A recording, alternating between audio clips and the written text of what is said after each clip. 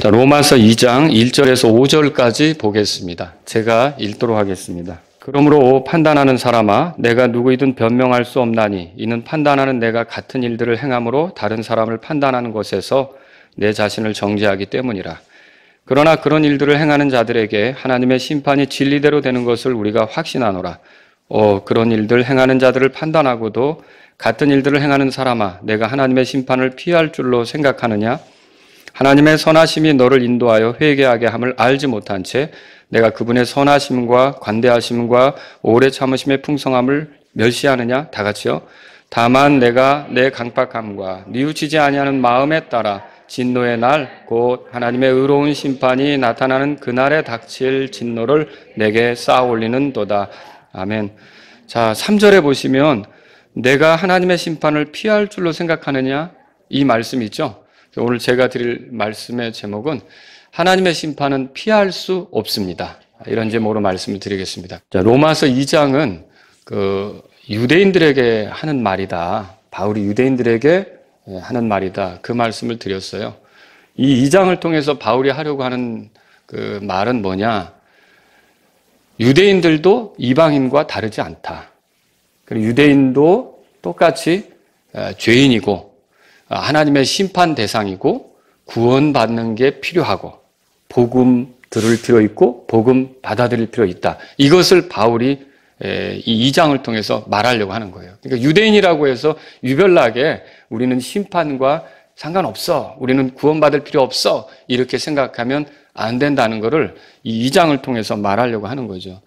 제가 지난 시간에 여러분에게 하나님의 심판은 진리대로 됩니다. 이런 말씀을 드렸어요. 하나님의 심판은 사람의 심판하고는 다릅니다. 이제 인간 심판자는 오심할 수도 있어요. 그리고 인간 심판자는 뇌물을 받을 수도 있고요. 인간 심판자는 정에 끌려서 잘못 판단할 수도 있습니다. 그러나 하나님은 결코 그렇지 않습니다. 하나님의 심판은 공의로우십니다. 하나님의 심판은 아주 진리대로 된다는 걸 우리가 이 말씀을 통해서 알 수 있는 거죠. 여러분, 솔로몬이 이렇게 말한 것을 읽어보셨을 거예요. 전도서 12장 14절에 하나님께서 모든 은밀한 일과 더불어 선한 일이든 악한 일이든 모든 일을 심판하시리라. 읽어보셨죠? 그것처럼 여기 로마서 2장 16절에 보세요. 거기 보면 이런 심판은 하나님께서 심판하신다는 말인데 그 밑에 보면 사람들의 은밀한 것들을 심판하실 그날에 이루어지리라. 하나님께서는 반드시 심판하신단 말이에요. 그리고 심판하는 날이 있고요. 그럼 이 심판은 피할 수 없다는 거죠. 그리고 더군다나 2장 5절에 보세요. 우리 한번 읽어보겠습니다. 2장 5절. 다만 내가 내 강팍함과 뉘우치지 아니하는 마음에 따라 진노의 날, 곧 하나님의 의로운 심판이 나타나는 그날에 닥칠 진노를 내게 쌓아올리는도다. 자, 여기 하나님의 의로운 심판이 나타나는 그날 이렇게 말했어요. 그러니까 하나님의 심판은 반드시 있고요. 하나님의 심판은 피할 수가 없습니다. 이 사람들이 그런데도 나는 하나님의 심판하고 상관없어 이렇게 생각하는 사람들이 있어요. 그래서 오늘 제가 설교할 내용은 첫 번째로 하나님의 심판을 피할 수 있는 것처럼 생각하는 사람들이 있다는 거에 대해서 말씀을 드리고, 두 번째로 하나님의 심판은 누구도 피할 수 없다는 것을 여러분에게 말씀을 드리도록 하겠습니다. 그러면서 우리가 구원받지 못했다면 또는 구원받았다면 어떤 태도로 살아야 하는지 이 말씀 끝에서 제가 여러분에게 말씀을 드리고 끝내도록 하겠습니다. 자, 첫 번째로 하나님의 심판을 피할 수 있다고 생각하는 사람들, 이 사람들에 대해서 생각해 보죠. 하나님의 진리를 한편으로만 생각할 때 항상 문제가 되는 거예요. 성경을 볼 때 균형 잡히게 보는 것이 필요합니다. 특히 이제 십자가 사건에 대해서도 여러분이 바라볼 때 균형 잡히게 보는 게 필요합니다. 무슨 말이냐? 이 십자가를 대할 때 하나님의 사랑을 거기서 발견할 수 있습니다. 하나님의 은혜, 이걸 발견할 수 있습니다. 하나님의 용서, 이거를 발견할 수 있습니다. 하나님께서 내 죄에 대해서 덮어주시는 사랑, 이걸 발견할 수 있습니다. 이렇게 말할 수 있겠죠. 이거 맞아요? 틀려요? 맞죠? 우리가 로마서 5장 8절 같은 데 보면 십자가를 통해 하나님의 사랑이 당당히 제시된다고 이렇게 말씀했기 때문에 십자가를 통해서 하나님의 사랑을 본다는 것은 전혀 문제가 없는 거죠. 그런데 문제는 뭐냐면 이 십자가를 통해서 하나님의 사랑만 보는 거예요. 그 이단들이 그렇게 나오는 거예요. 여러분, 십자가에는 하나님의 사랑만 있는 게 아니라 하나님의 공의도 있습니다. 그리고 죄에 대해서 하나님이 싫어하신다는 것도 보여지고 있고요. 죄에 대해서는 반드시 처벌하신다. 이것도 보여주고 있어요. 그리고 죄에 대해서는 하나님이 심판하신다. 이게 드러나는 게 십자가라는 거죠. 그러니까 하나님의 사랑만 바라보고 하나님이 심판하신다 이런 걸 못 보면 한쪽으로 치우치는 거예요. 그건 이제 균형 잡힌 신앙이 안 되는 거죠. 문제가 된다는 거죠. 그래서 만일 어떤 사람이 복음을 전하면서 당신이 만일 이 십자가를 통해 제시된 하나님의 사랑을 받아들이면 죄들을 용서받습니다 라고 말하고 끝난다면 좀 부족하다는 거죠. 물론 우린 그렇게 말해야 돼요. 그런데 또 얘기해 줘야 될 게 뭐냐면 이 십자가를 통해 당신의 죄에 대한 심판이 집행됐습니다. 그러니까 죄에 대해서 심판이 집행됐습니다. 이것도 얘기해 줄 필요가 있다는 거죠. 사실 구약에서 속죄라고 하는 거는 한 사람의 죄에 대해서 용서받게 하는 그 하나님의 사랑을 보여주지만 또 한편으로는 뭐냐면 이 죄인 때문에 대신 희생물이 죽잖아요. 그럼 희생물은 처참하게 찢기고 피 흘려 죽는 거 아닙니까? 거기에는 하나님의 심판이 있다는 거죠. 그러니까 원래는 내가 심판받아야 되는데 희생물이 처참하게 찢기면서 나를 대신해서 심판을 당하는 건데 그래서 내가 죄 용서를 받게 된다는 거죠. 이게 속죄예요. 근데 잘못하면 사랑만 강조하다 보면 속죄에 대한 것이 약화될 수 있는 거죠. 여러분과 제가 알아야 될 게 이거예요. 하나님께서 나를 용서하시는 근거가 뭐냐?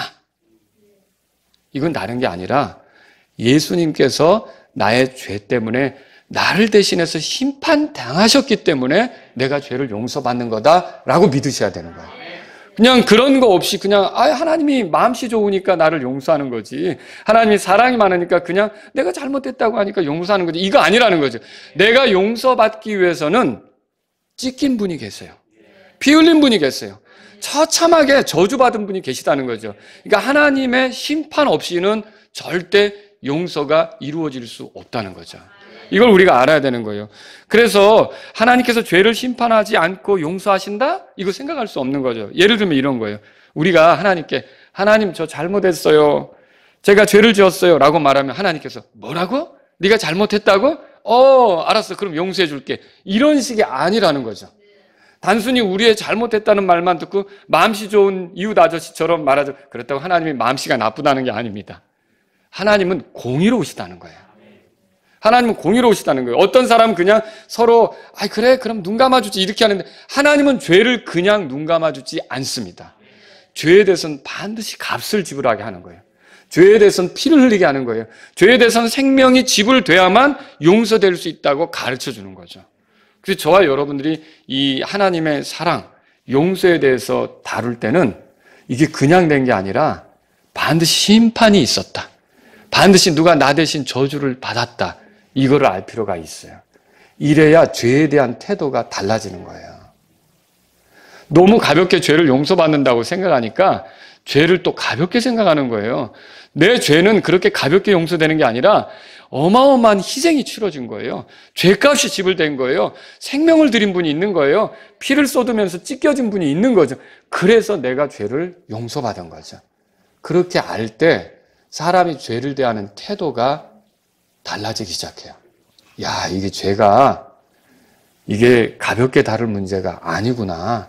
죄를 씻으려면 어마어마한 희생이 필요하구나. 죄를 해결하려면 피를 쏟아야 되고 생명을 바치는 일이 있어야 되는구나. 이렇게 생각하기 때문에 죄에 대해서 가볍게 생각하지 않게 된다는 거죠. 근데 이제 죄에 대해서 가볍게 생각하는 경우는 보면 이런 심판이 있었다는 것을 잊은 채 그냥 하나님이 사랑이시기 때문에 날 용서해줬지 이쪽만 강조한다는 거죠. 절대 그렇지 않습니다. 물론 하나님이 우리를 사랑하셔서 용서하는 건 맞지만 하나님의 공의로 우리의 죄에 대한 값을 톡톡히 아주 완벽하게 하나님이 받으실 만하게 그렇게 죄에 대한 값을 치르게 하신다는 걸 여러분과 저는 믿어야 된다는 거죠. 만일 하나님의 용서를 말하며 하나님의 공의를 조금이라도 손상시킨다면 그건 성경대로 하는 게 아니라는 거죠. 예수님께서 이 땅에 오신 목적이 뭐예요? 하나님의 심판이 진리대로 된다는 것을 입증하기 위해서 온 거예요. 우리 죄에 대한 심판이 십자가에서 이루어진 거 아닙니까?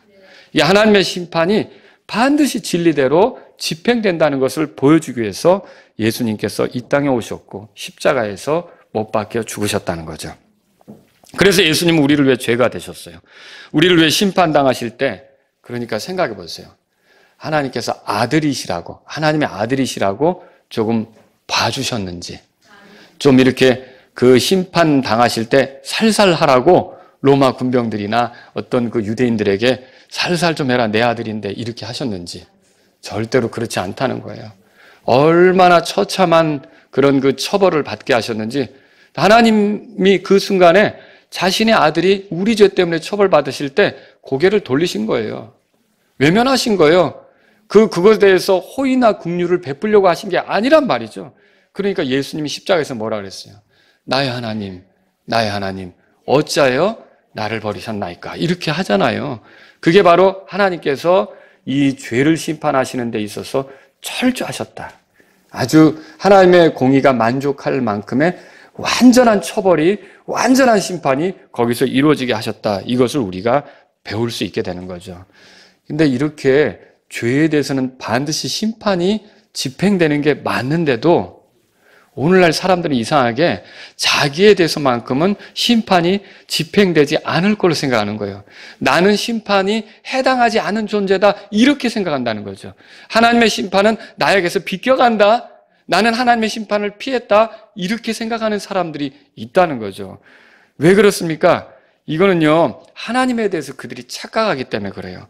사람들은 자기들이 행하는 악에 대해서 하나님이 못 보실 줄로 생각하는데, 맞아요? 하나님은 모든 걸 보십니다. 모든 걸 알고 계십니다. 아니, 겉만 보시는 것이 아니라 이 속까지도 다 꿰뚫어 보십니다. 우리가 품었던 우쭐한 마음, 교만한 생각, 미움, 또 음욕, 간음하는 생각, 이런 모든 것까지 하나님 앞에는 탈탈 털릴 수밖에 없는 거예요. 도대체 누가 그런 걸 감추면서 하나님이 나를 심판하시진 않지, 내가 이렇게 좋게 행동을 했는데 마음은 아닌데, 그렇게 말할 수 있는 사람이 어디 있냐는 거죠. 또 자기들이 처한 특별한 환경에 대해서 이제 하나님이 특별한 환경 때문에 자기들의 죄에 대해서 예외적으로 다루실 거라고 생각하는 거예요. 예를 들면 이거죠. 그런데 나는 유대인인데 하나님께서 나를 심판하시려고? 아니, 나는 기독교인인데 하나님께서 나를 심판하시려고? 내가 교회를 이렇게 오래 다녔는데 하나님께서 나를 심판하시려고? 이 사람들이 하나님의 심판을 피할 줄로 생각하는 거죠. 맞아요? 틀려요? 여러분, 그 전적으로 잘못되어 있죠. 시편 50편 21절에 이렇게 써 있어요. 하나님께서 내가 이 일들을 행하였을지라도, 그러니까 네가 이 일들을 행하였을지라도 내가 잠잠하였더니 나도 너와 전적으로 같은 줄로 생각하였도다. 그 착각이라는 거죠. 그러면서 하나님께서 오늘 로마서 2장 3절에서 우리 한번 읽어보죠. 읽겠습니다. 오, 그런 일들을 행하는 자들을 판단하고도 같은 일들을 행하는 사람아, 내가 하나님의 심판을 피할 줄로 생각하느냐. 자, 이 말은 뭐예요? 단적으로 말하면 하나님의 심판을 피한다고 어림없는 소리. 하나님의 심판은 진리대로 집행이 되고 하나님의 심판을 피할 수 있는 사람은 아무도 없습니다. 우리가 누군가에게 복음을 전해야 되는 이유가 뭐예요? 그들이 구원받지 못했다면 하나님의 심판 대상이기 때문에 복음을 전해야 되는 거 아닙니까? 그들이 그 상태로 계속 고집스럽게 살아간다면, 그래서 영원한 생명을 얻지 못한 채 그렇게 하나님을 등지고 살아간다면 하나님의 진노의 대상이기 때문에 우리가 복음 전하는 거 아닙니까? 그런 걸 안다면 저와 여러분들은 하나님의 심판을 피할 수 있는 사람은 아무도 없다는 것을 알아야 되죠. 아니, 누가 자기가 하나님의 심판을 피할 줄로 알고 있고 그게 사실이라면 우리는 그 사람에게 복음 전할 필요 없겠죠. 근데 그런 사람이 있어요, 세상에서? 아무도 없습니다. 하나님의 심판은 진리대로 됩니다. 하나님의 심판을 피할 수 있는 사람은 없다는 거죠. 근데 이제 오늘 왜 이 로마서 2장을 이렇게 바울이 쓰면서 특별히 이렇게 말하냐면 유대인들이 그런 문제에 심각하게 빠져있기 때문에 그래요. 유대인들은 자신들이 하나님의 심판하고 상관이 없다고 생각하는 그런 나쁜 그런 그 마음의 태도에 빠져 있다는 거죠. 그래서 유대인들은 그러면 심판이 필요 없다고 생각하면 복음은 듣겠어요? 복음도 안 듣죠. 죄 문제를 해결해야 되는데, 여러분, 복음이라는 거는 심판의 대상자를 그 심판에서 구출하기 위해서 필요한 거 아닙니까? 근데 자기가 심판 대상이 아니라고 생각하는데 복음을 듣겠냐고요. 복음을 안 들으면 복음이 말하는 예수님에 대해서 받아들이겠냐고요. 그러니까 유대인들이 예수님을 안 받아들이는 거예요. 왜요? 자기들이 하나님의 심판 대상이 아니라고 생각하는 거죠. 하나님의 심판하고 상관없다고 생각하는 거죠. 그럼 왜 이렇게 되는 겁니까? 4절에 보세요. 혹은 하나님의 선하심이 너를 인도하여 회개하게 함을 알지 못한 채, 하나님의 선하심이라고 나오죠. 이 유대인들이 이 하나님의 선하심을 오용하는 거예요. 하나님의 선하심을 그러니까 자기들이 편한 대로 이용하는 거죠. 자, 하나님께서 이방인들에게 베풀지는 않았던 특별한 호의, 관심, 인도하심, 그리고 도와주심, 구출해 주심, 이런 것들을 유대인들에게는 베풀었거든요. 그러니까 그들은 자기들이 이방인들과는 다르게 하나님에게 특별한 대우를 받고 있다고 생각하는 거예요. 그러니까 하나님에게 특별한 대우를 받고 있고 하나님이 우리에게 이렇게 선하게 대우하는데 무슨 하나님의 심판이 우리에게 있단 말이야? 이렇게 생각하는 거죠. 그래서 이런 유대인들은요, 우리 조상이 누군지 알아? 우리 조상 아브라함은 하나님의 친구였어. 하나님의 친구인 아브라함의 후손인 우리에게 역사적으로도 하나님이 얼마나 우리를 이끌어 주시고 인도하시고 구출해 주시고 도와주셨는지 하나님이 그렇게 우리에게 특별하게 대우했는데 우리를 심판하신다고? 에이, 그건 아니지. 바울이 지금 잘못 알고 있는 거야. 말하자면 이런 식이라는 거죠. 여러분, 그런 사람들에게 침례자 요한이 했던 말이 있어요. 제가 누가복음 3장 8절 읽어드릴게요. 그러므로 회개에 합당한 열매를 맺고 너희가 속으로, 여기 너희는 유대인들이에요. 너희가 속으로 우리에게는 아브라함이 우리 아버지로 있다 하고 말하기 시작하지 말라. 그러니까 우리 조상이 아브라함이라고 그거 말하면서 하나님 앞에 어떤 심판도 당하지 않을 것처럼 생각하지 말라는 거죠. 너희도 회개해야 된다는 거예요. 그리고 여러분, 참된 회개가 뭡니까? 참된 회개는 그리스도 예수를 통하여 하나님께로 돌이키는 거 아닙니까? 너희에게 필요한 것이 이거라는 거죠. 죄의 본질이 뭐라 그랬어요? 경건치 아니한 거라 그랬죠. 죄의 열매가 뭐라 그랬어요? 불의라고 그랬죠. 그리고 여러분, 그 죄의 그런 교활성에 대해서도 말씀드렸죠. 그게 뭐예요? 죄가 있는데도 자기에게는 죄가 없다고 생각하도록 속이는 거. 그리고 그 속임수에 빠져버리잖아요, 사람이. 그렇게 죄 가운데 있으면 그런 그 속임수에 빠져 넘어가는데 그 죄에 속이는 것이 죄의 교활성이다. 그렇게 말씀을 드렸어요. 유대인들은요, 이런 그 죄에 빠져가지고요, 죄의 교활성에 속아서 자기들의 상태를 정확히 못 보는 거예요. 그래서 자기들이 안식일마다 성경 낭독을 하고 회당에 모여서, 그리고 자기들이 이제 하나님 말씀대로 살겠다고 성구함 같은 거 마련해서 성경 구절 넣어가지고 막 이마에도 붙이고 다니고 옷에도 이렇게 걸치고 다니고 그러잖아요. 아니, 그리고 절기도 지키잖아요. 또 성전에 가서 하나님께 경배하겠다고 희생물도 드리고. 우리가 이렇게 하나님하고 가까이 하는데 왜 하나님이 우리를 심판하시냐, 이런 생각을 하는 거죠. 그런데 그들도 죄인이고, 그들도 만약 예수님을 통해서 예수님이 그들의 죄 때문에 심판당한 걸 믿지 않는다면 그들도 심판을 피할 수 없는 거 맞잖아요. 그죠? 그런 것처럼 오늘날 교회 안에도 그런 사람이 있다는 거죠. 내가 일요일마다 예배당 가서 말씀을 듣고, 내가 개인적으로 성경을 알려고 매일 성경책을 읽고, 내가 성경을 읽은 횟수가 몇 번이나 되는데, 내가 이렇게 성경을 읽고, 내가 또 주일이면 가서 헌금도 드리고 찬송도 부리고 또 절기 때마다 감사 헌금도 드리고 이렇게 했는데 내가 왜 심판 대상자, 이렇게 생각하는 사람들이 있다는 거죠. 그건 착각이에요. 그 사람들이 죄인인 나 때문에 예수님께서, 죄가 없는 예수님께서, 하나님이신 그분이 육체가 되셨는데 그분이 나의 죄 때문에 심판받았다, 나를 대신해서 심판받았다, 이걸 믿지 않으면 아무리 그런 것들을 자랑스럽게 얘기하면서 심판을 피해갈 줄로 생각해도 소용없는 거예요. 소용없는 거예요. 그러니까 저와 여러분들이 정말로 알아야 될 건 예수님이 아니라면 나는 심판받아 마땅한 죄인이라는 걸 알아야 돼요. 그리고 예수님을 통해서만 나는 이 심판을 피할 수 있다는 것을 알아야 되는 거죠. 이게 우리에게 필요한 거라는 거죠. 그래서 요한복음 8장은 이건 찾아보겠습니다. 요한복음 8장. 그 예를 구체적으로 보여주는 게 바로 이런 건데, 사람은요, 자기가 좀 특별한 환경에 있을 때 자기 자신을 정확히 못 보는 거예요. 그 자기에 대한 관점이 왜곡되는 거죠. 사실 우리는 다 누구나 하나님 앞에서는 죄인인 거예요. 십자가를 보더라도 죄인인 거고요. 예수님이 희생되실 수밖에 없도록 나는 죄인인 게 맞는 거죠. 그런데 이게 자기가 어떤 특별한 환경에 있으면 자기를 바라보는 눈이 왜곡되어서 죄인이 아니라고 생각하는 거예요. 심판 대상이 아니라고 생각하는 거죠.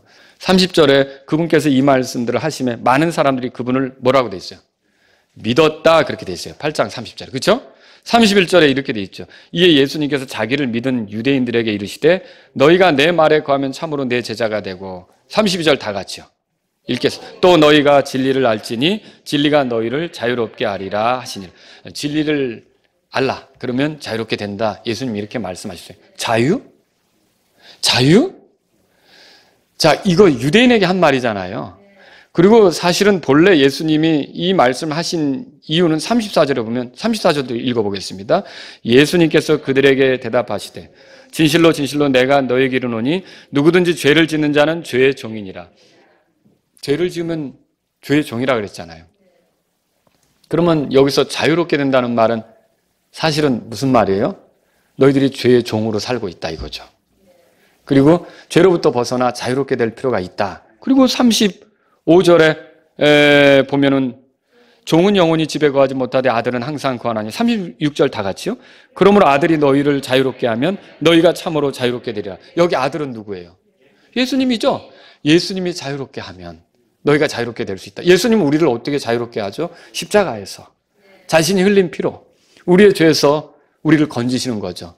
심판은 내가 당해야 되는데 그분이 대신 심판 당함으로, 그분이 우리의 죄를 가져가셔서 대신 심판 당하심으로 나에게는 또 하나님을 만족하신 그 의의를 주시면서 내가 죄에서 자유롭게 되는 일을 허락하시는 거 아닙니까? 근데 여기서 이제 유대인들의 문제가, 그러면 예수님의 말을 받아들이고 그렇지 우리가 참 죄 아래 살았지 자유로운 적이 없었지 이렇게 인정하면 좋잖아요. 근데 여기 33절에 보세요. 다 같이 읽겠습니다. 33절. 그들이 그분께 응답하되 우리는 아브라함의 씨로서 결코 누구에게 속박된 적이 없거늘 어찌 내가 이르기를 너희가 자유롭게 되리라 하느냐 하며. 여러분, 이 말이 진실입니까? 이들이 아브라함의 후손인 건 맞죠. 아브라함의 씨인 거는 맞죠. 아브라함의 자손이죠. 근데 우리가 하나님의 친구인, 하나님이 그 믿음을 인정한 아브라함의 후손인데 우리가 도대체 누구에게 속박이 됐다고 말하냐? 그런데 여러분이 출애굽기 읽어보면 나오잖아요. 출애굽기 1장에 보면은 파라오에게 종생활하면서 속박된 적이 있어요, 없어요? 있었죠. 또 이 사람들이 바벨론으로 포로로 끌려가는 거 있어요, 없어요? 있었죠. 이 사람들은요, 속박된 적이 있었다고요. 그런데도 아브라함의 씨라는 거 요 하나 때문에 어떻게 됩니까? 자기들은 속박된 적이 없다고 왜곡하고 있어요. 이게 자기 자신을 정확히 보지 못하는 거죠. 이걸 오늘날 어떻게 설명할까요? 우리 집안은요, 5대째 기독교의 집안이에요. 우리의 4대조 할아버지가 일찌감치 예수님을 믿었다고요. 그런데 제가 심판을 받는다고요? 제가 하늘나라에 못 간다고요? 우리 집안이 이렇게 기독교 집안인데, 여러분 이해하시겠어요? 이런 착각에 빠지는 거예요. 이런 왜곡에 빠지는 거죠. 할아버지가 예수님을 믿었어도 자기는 할아버지 때문에 따라서 그 천국 가는 게 아니잖아요. 여러분, 하나님의 아들들은 있어도 하나님 손자 있어요, 없어요? 누구나 다 하나님 아들 돼야 되는 거죠. 제가 이 예수님을 믿는다고 우리 아들이 자동으로 그 구원받는 겁니까? 우리 아들도 예수님을 믿어야 되는 거죠. 그렇죠? 그리고 죄들을 용서받고 건진받아야 되는 건데 사람들은 이런 착각에 빠져서 왜곡하는 거예요. 설마 왜 내가 심판을 당해? 이렇게 심판을 피할 걸로 생각을 하는 거죠. 이 바울이 이런 말씀을 전할 때에도, 이 로마서 2장을 쓸 때에도 유대인들이 그런 생각에 빠졌어요. 하나님의 선하심, 하나님의 관대하심, 하나님의 오래 참으심이 우리에게 이렇게 풍성한데 우리가 왜 심판을 받아? 역사적으로도 하나님이 우리를 계속 도와주셨고 지금까지 하나님이 우리를 오래 참으시면서 이렇게 해오셔서 우리가 왔는데 왜 우리가 심판을 받아? 우리는 심판 안 받아. 말하자면 이거죠. 그런데 과연 그들의 생각대로 역사는 전개되었습니까? AD 70년에 가서 예루살렘이 무너져 내린 거 아시죠? 이스라엘 사람들, 유대인들은 뿔뿔이 흩어진 거 아시죠? 그 직전까지도 아마 그들은 바울의 말을 듣지 않고 왜 우리가 심판을 받아? 왜 우리가 하나님의 심판 대상이야? 이렇게 생각하면서 버텼을걸요. 그런데 예루살렘이 무너져 내리고 그들이 초토화되면서 뭘 깨달았을까요? 아, 하나님의 심판은 피할 수가 없구나. 하나님의 심판은 진리대로 되는구나. 이것을 깨달을 수밖에 없었다라고 하는 거죠. 여러분 그렇습니다. 하나님의 심판은 피할 수가 없습니다. 제가 한 번은 어떤 사람에게 복음을 전한 적이 있어요. 그 아내분도 그분에 대해서 계속 기도를 하고 있었고 구원받게 해달라고. 청년 시절에는 교회를 다녔었죠. 그런데 구원 방법도 모르고 이렇게 된 가운데 제가 어느 날 만나서 복음을 전하게 됐어요. 근데 어떤 말을 했냐면 이런 거죠. 한 번 죽는 것은 사람들에게 정해진 것입니다. 그리고 그 뒤에는 심판이 있습니다. 여러분 이거 히브리서 9장 27절이죠. 저는 그분에게 하나님의 심판이 있다는 것을 알려드리고 싶었던 거예요. 근데 그분이 그 당시에도 교회 생활 별로 안 하고 술, 담배 이렇게 익숙해 있고 이렇게 살아가시는 분이었는데 저한테 하시는 말씀이 이거였어요. 이보시게. 나는 하나님이 택하셨네. 나는 언젠가 하나님께 갈 거네. 그런데 계속 신앙생활은 안 하시는 거예요. 복음의 말씀을 받아들이지 않는 거고요.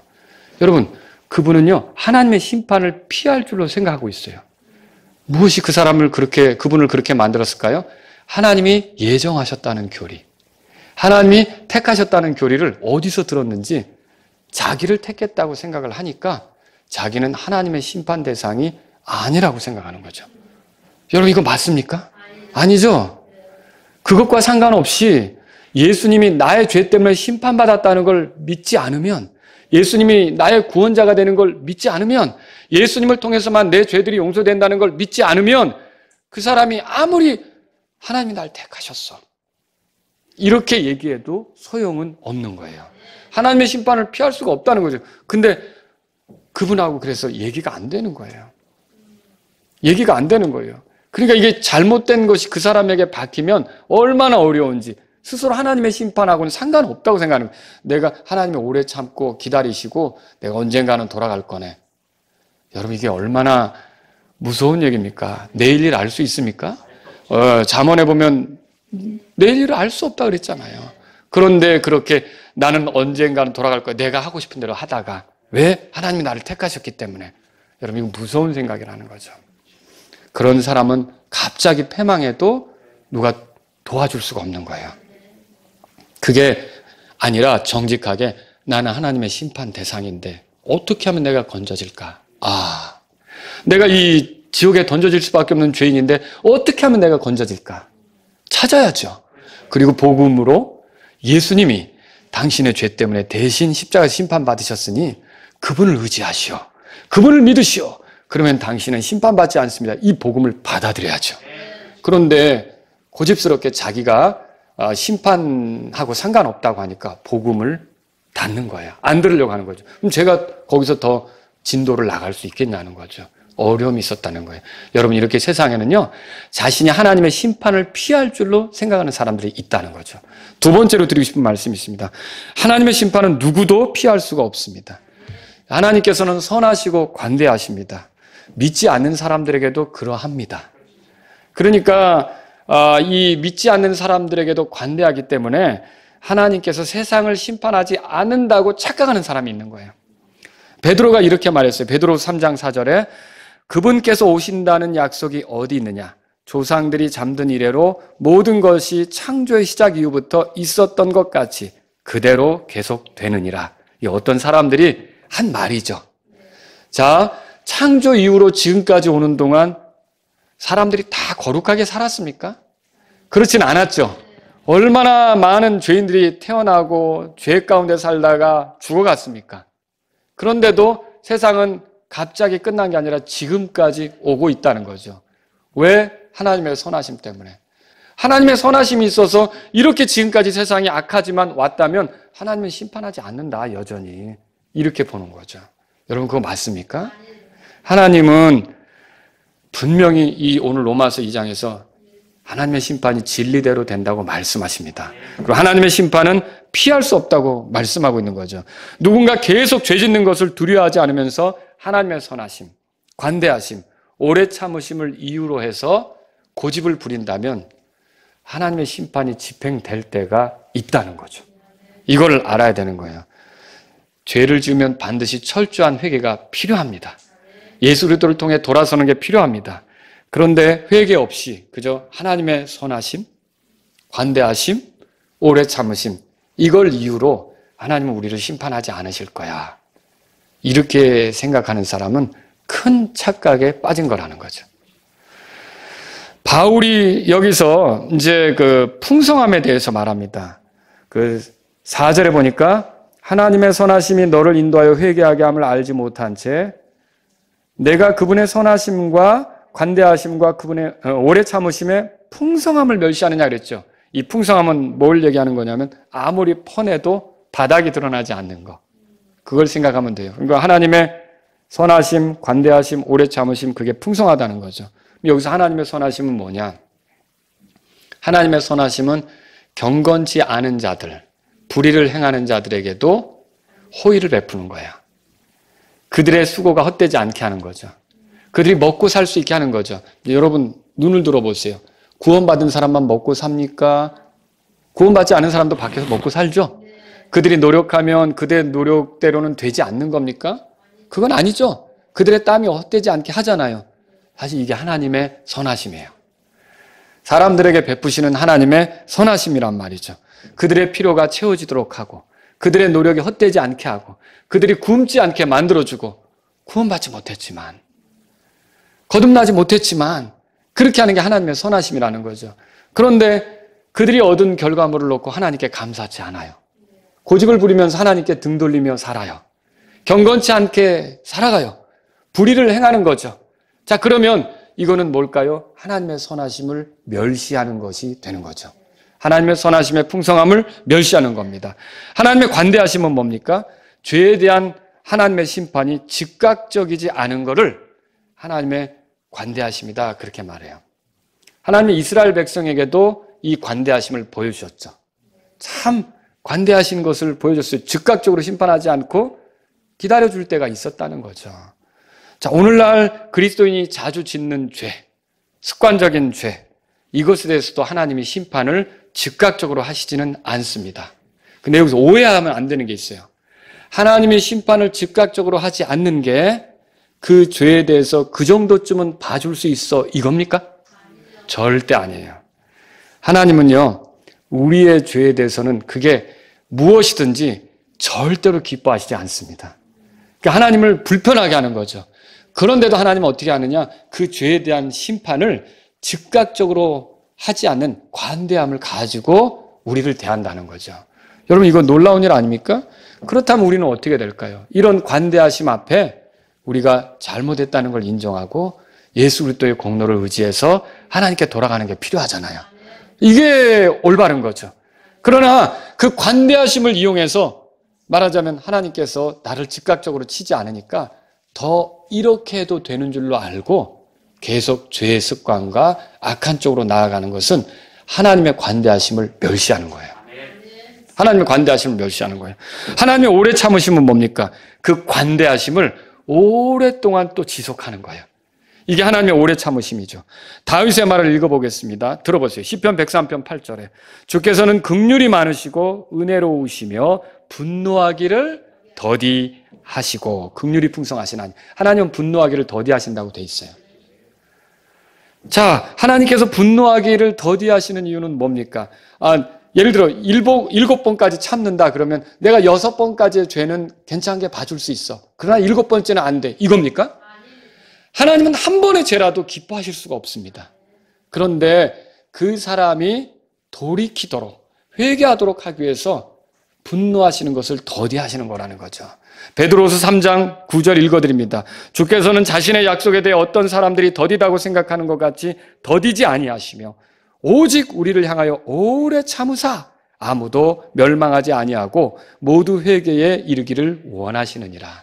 하나님은 우리가 회개하기를 원하셔서 즉각적으로 하지 않는 거지, 그 즉각적으로 하지 않는 것을 악용해서 계속 그런 식으로 살아가라고 하나님이 그 오래 참으심을 보여주는 게 아니란 말입니다. 오늘날 죄가 관영한 이 땅에 여전히 존재하는 이유, 하나님은 돌이키기를 바라시는 거예요. 우리나라도 걱정이 됩니다. 낙태를 합법화하고 지금 그게 이루어졌잖아요. 이제 낙태에 대해서 처벌하지 않습니다. 그리고요, 이제는 동성애도 짓지 않은 법안들을 만들려고 하고, 정말 우리나라가 점점 그런 쪽으로 가고 있죠. 이게 하나님께서 오래 참으시는데 자꾸 악을 관장하고 확장시키고 이렇게 넓혀가면 하나님의 심판 피할 수 없습니다. 그리고도 우리는 기독교 교회가 많으니까 여러분 참 그 안타까운 생각이죠. 정말 이 나라 이 민족을 위해서 저 여러분들이 기도해야 할 때입니다. 이런 악한 법들이 통과되지 않도록 여러분들은 기도하셔야 된다는 거죠. 우리가 주의해야 할 점은 그겁니다. 하나님께서 우리의 죄에 대해 속히 징계하시지 않는다고 해서 우리의 죄에 대해서 용납하는 것은 아니라는 거, 이거를 분명히 알아야 된다는 거죠. 하나님께서 징계를 미루시는 만큼 우리가 죄를 가져가도 되는 것처럼 생각하면 안 됩니다. 줄다리기 하지 말아야 되는 거죠. 맞기 직전까지만. 이건 지금 누가 그 타이밍을 어떻게 잴 수 있어요? 누가 그 타이밍을 어떻게 잴 수 있어요? 하나님께서 오래 참고 기다리시지만 하나님이 진노를 쌓는 거거든요. 그냥 있는 게 아니라 진노를 쌓고 계시는 거예요. 그래서 여기 그 진노가 쏟아지는 그날이 있다고 말씀했어요. 그때는요, 정말 피할 수가 없는 거죠. 하나님은 단 한 번의 죄도 참으실 수가 없습니다, 사실은. 그런데도 관대하시고 참아주시는 것은 고집스럽게 가는 게 아니라 돌이킬 기회를 주시기 위해서 그렇게 하는 걸 믿으시기 바랍니다. 여러분, 그때 쳐버리면은 우리가 어떻게 돌이켜요? 우리가 어떻게 그 험한 그 상황 속에서 발버둥 치겠죠. 하나님은 그렇게 되지 않도록 회개하는 모습을 보기 위해서 참아주시는 거예요. 관대하게 구시는 거예요. 참아주시는 거예요. 그래서 죄인이 끝내 회개하지 않는다면 어떻게 하는 겁니까? 하나님의 심판이 진리대로 되게 하시는 거예요. 하나님의 심판을 피할 수 있는 사람은 없는 거죠. 특히 죄사함 받았다는 이유로 자기의 죄에 대해 회개하지 않는 사람에게도 하나님의 심판은 진리대로 됩니다. 이게 죄사함 받았다는 게 죄를 가볍게 다뤄도 되는 그 허가장이 아닙니다. 죄사함 받은 사람들이 그러니까 죄를 가볍게 여겨도 되는 것처럼 생각하면 안 된다는 거죠. 그러면 죄사함 받지 않은 사람의 죄는 하나님이 심각하게 다루고, 죄사함 받은 사람의 죄는 하나님이 그냥 괜찮아, 죄사함 받았으니까 이렇게 보시는 겁니까? 절대로 아니죠. 근데 왜 죄사함 받은 사람들이 그 죄사함 받았다고 얘기하면서 죄에 대해서 가볍게 생각하느냐는 거예요. 그거는요, 하나님이 오래 참으시는 거, 하나님이 관대하신 거, 오래 참으시는 것을 멸시하는 꼴이라는 거죠. 반드시 이것은 하나님의 진노의 날, 그 하나님의 진노를 쏟아붓는 거에 대해서 그 닥칠 진노 있잖아요. 이것을 말하자면 더 키워가는 거예요. 더 큰 진노를 키워가는 거라는 거죠. 이건 무서운 일이 된다는 거예요. 그래서 구원받고 죄사함 받았다고 했을 때도 만약에 내게서 죄가 드러나면 우리는 고집 피울 게 아니라 하나님 이거 잘못했습니다. 나 이렇게 살기를 원치 않습니다. 하나님 저 도와주셔야 됩니다. 하나님께서 기뻐하시는 대로 살기를 원합니다.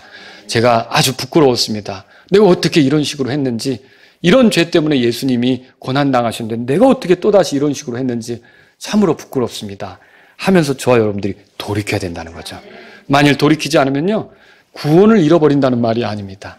그러나 반드시 하나님의 심판이 집행이 되면 하나님을 위해 살 수 있는 기회, 그리고 하나님을 위해 싸울 수 있는 좋은 간증, 선한 간증, 이런 것들을 잃어버릴 수 있는 그런 날이 도래할 수도 있다는 거죠.